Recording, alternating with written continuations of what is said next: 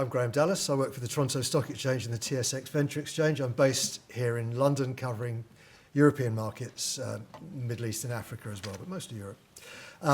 Big thank you to Peter and Diana for organising it, to all our nice TSX and TSX Venture listed companies and the companies that are not listed with us yet. Most of all to you, the audience, for sticking with it. So thank you very much for being here. I'm going to try and give a bit of an overview of mining finance from the point of view of the Toronto capital markets generally.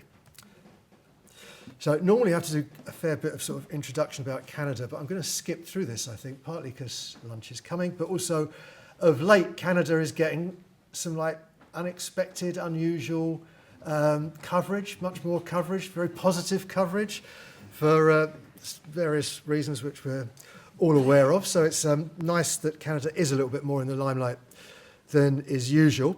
But to give a sort of a bit of a background for it, it's an excellent country in which to do business, consistently rated as one of the top one or two for ease of doing business, very low debt levels nationally, a very sound banking system, and of course it's not the USA. Toronto is a major hub for equity financing.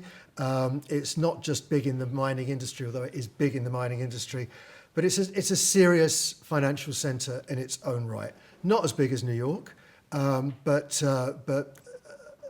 important and large and active, and particularly in this mining sector. In the last 5 years, nearly $170 billion have been raised on the TSX and the TSX Venture Exchange, and the money comes from all over the world. It's an international market. Being in Canada doesn't just mean access to Canadian investors, it means access, and particularly in this sector, to global investors who find their way to Canada for all these good reasons. We reckon on average about 40% of our daily volume comes from outside Canada, mostly from the United States. But where it really originates is very difficult to say these days. You know, people's orders through Morgan Stanley or Goldman Sachs come from all over the world and find their way into our market as appropriate. It is a very diverse market. Mining is about 12% by market cap, so it's not the biggest sector by overall market cap. Canada's blessed with some very large banks and insurance companies which kind of dominate it. And also, of course, oil and gas, another interesting sector. But the total market cap of the Toronto Stock Exchange and the TSX Venture Exchange is about $5 trillion. And that puts it absolutely on a par with the total market cap of the London Stock Exchange, probably a little bit bigger. Obviously, it varies from day to day, but over the past 3-4 years, the Toronto market has continued to grow. The London market has had some problems, and Toronto's about the same size as London in overall market cap now. It's an international market. We've got thousands of companies listed, about 250 come from outside Canada, and our international companies raise significant amounts of money. $12 billion raised by non-Canadian companies over the past 5 years. So it's a big market, it's a significant market, and it's an international market. And one of the other good things, distinguishing things about the Canadian capital markets is that we have a very successful, well-established and well-proven growth market, the Venture Exchange, the TSX Venture Exchange. Companies, some of the companies we've seen here today are listed on the Venture Exchange, not all of them. Companies can make a start on the Venture Exchange, find a platform that will support their growth, be appropriate to the needs and capabilities of junior companies, and help them to grow. So over the past 25 years, 770 venture companies have made it onto the Toronto Stock Exchange.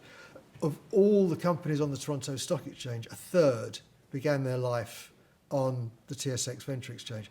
Some very large companies, including some very large mining companies, Wheaton Precious Metals, as it now is, began its life as a venture company. Now it's in the TSX 60, the Toronto equivalent of the FTSE 100. About half of all the mining companies on the TSX began on the Venture Exchange.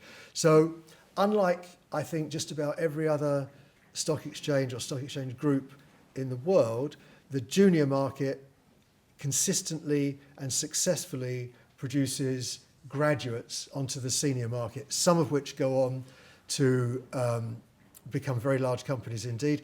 And a large part of our main market, the TSX, is populated by companies that began on the junior market. And there isn't really lots of other stock exchanges have junior boards or junior exchanges, but I don't think any others produce graduates or growth companies that grow up into be senior companies as successfully as we do. The regulatory environment is sound. Companies are not particularly vulnerable to class actions in the way that they are in the United States. There's been some recent changes in regulation that make it a little bit easier to list, but it's a thoroughly well-regulated market and recognised as such. So that's all kind of general stuff. I'll talk a bit about mining specifically now. Over half of the mining companies on the TSX are companies that began their life in the junior board, the TSX Venture Exchange. Over the years, 300 mining companies have made that move from the TSX Venture to the TSX. Last year, there were 41 new listings, not our best year, but by no means our worst year in the mining sector alone. As everyone's aware, I think equity markets are not particularly easy, or public equity markets are not particularly easy for companies in any sector at the moment, but we seem to be holding our own, and particularly in the mining industry. Toronto is very important to the mining industry. About 40% of all the mining companies in the world that are publicly listed are listed in Toronto. And the sector's enormously well covered. We have a lot of analysts, and analyst coverage generally is very strong. Over the last 5 years, about a third, a little under a third, 32% of all the money raised by public mining companies anywhere in the world was raised in Toronto. And that puts us comfortably ahead of the other exchanges that also have significant mining businesses.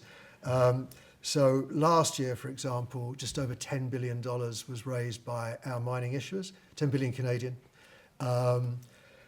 So that's half as much again as was raised on the ASX, and 3 times as much as was raised in Hong Kong, etc., etc. Most mining finance for publicly listed mining companies happens in Toronto, and continues to do so through kind of good times and bad. It was, during that period, there have been various other sectors that have come into fashion. AI is the hot one. We had crypto. We had cannabis for a while, and those sectors flourished for a bit and then generally settled down. In Toronto, mining is always there. It kind of runs through the spinal cord of the Toronto Stock Exchange. So like I said, last year, $10.5 billion, just under $10.5 billion was raised in Toronto by the mining companies. It was not a bad year. It wasn't our best year. You can see there are a very large number of transactions. The average size of a mining financing, although some very large ones are done. I mean, First Quantum did $1 billion plus financing last year. But the average size is quite small. The market works quite well, quite efficiently, quite cost effectively, even for junior companies. And I think that's probably why the Toronto markets have been so consistently strong through good times and bad. Just to bring that up to date for this year, in the first quarter of 2025, the mining issuers have raised $2.25 billion, split roughly 50-50 between TSX venture companies and TSX companies. There have been 11 new mining company listings so far this year. That's down on last year, but the new listings are happening. And perhaps I think one of the most revealing things about the numbers is that $2.2 billion raised in the first 3 months this year by mining companies. That's actually over half of all the money raised on the Toronto Stock Exchange and the TSX Venture Exchange so far this year. And last year it was similar. That 10.4 billion represented about half of all the money that was raised in Toronto.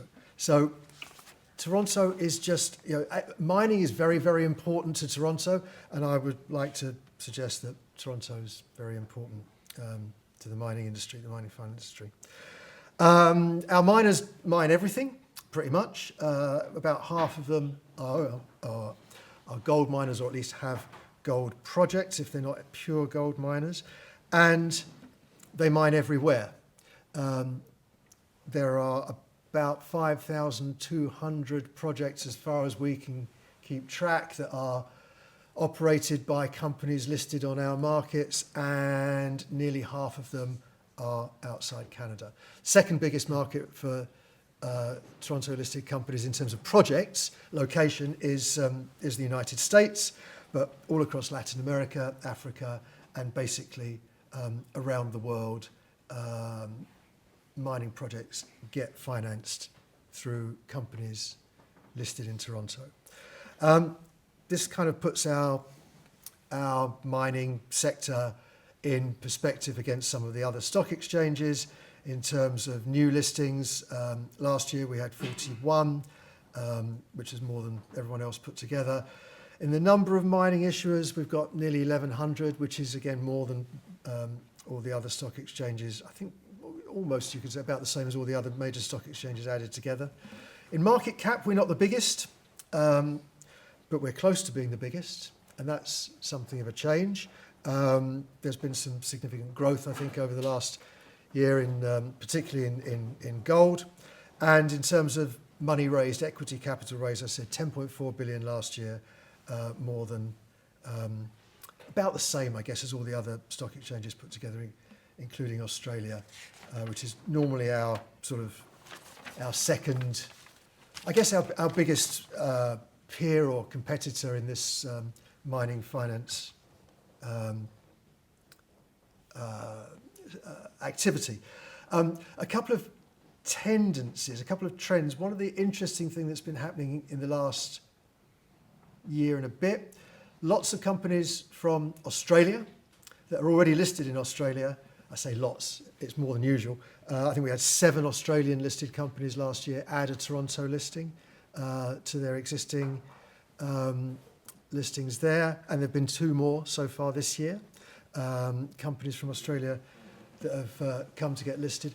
So that's a trend that kind of flows back and forth. 2 or 3 years ago, it was kind of in the other direction, where Canadian companies, particularly lithium companies, were riding a very hot lithium wave in Australia. Now that flow seems to have been reversed, and we're kind of back to normal, where the Toronto market is, in general, a bit more active and a bit deeper than the ASX. But it's there, and that's probably our nearest competitor or peer.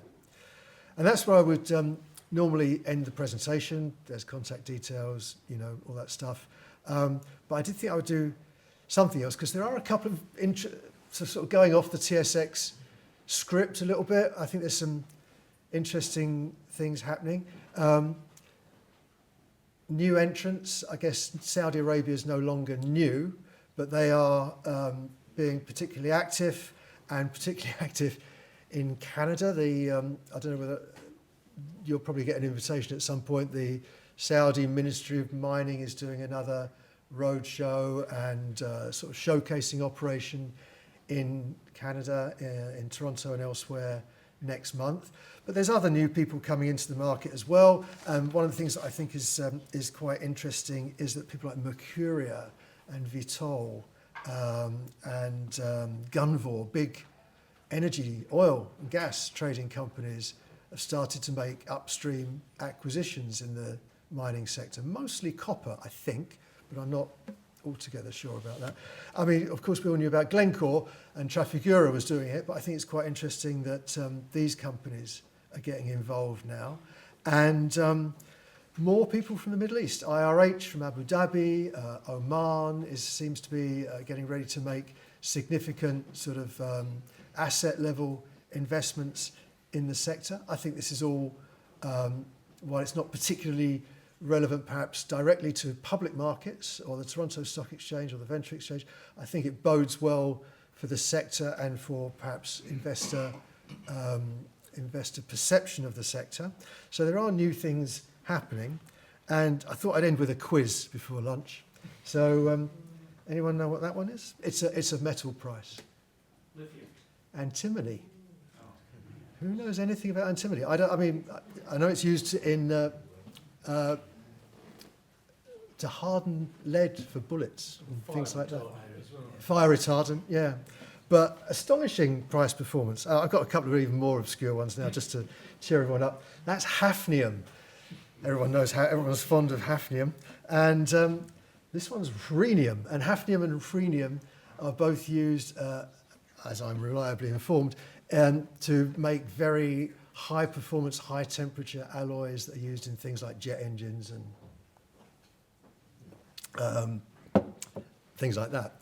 I just think it's really interesting. There's been lots of talk about critical minerals, rare earth elements have had a lot of attention. People are beginning to think about, not only where are the materials found, where are the ores and the projects, but where is it getting processed? But it goes a lot deeper than that. There's all these things, tungsten, titanium. I don't know. There's that great song, isn't there, about the periodic table, which I'm not going to sing for you. But the things that are used in electronics, things like gallium and germanium, and just so many of these things are these particular elements and metals.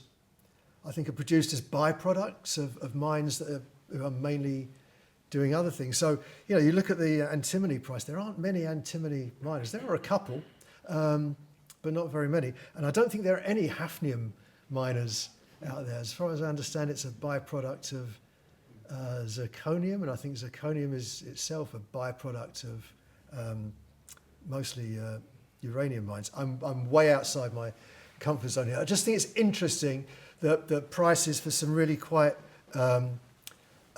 unspoken about, but apparently very, very critical metals are going up so fast. So I don't know, maybe that's provokes some thinking amongst investors and maybe amongst miners. I don't know whether you can do anything, whether you can see what's happening to demand for copper and you can go out and explore and develop a copper project. I don't know whether you can do that for hafnium or rhenium, but perhaps someone here can. Anyway, I thought it was interesting. That's really all I've got to say. Lunch awaits. Thank you very much for your attention. And if you've got any questions, we can do it now or downstairs over a sandwich. If not, I'm going to hand back to Anthony. Thank you very much, Graham. Thank you.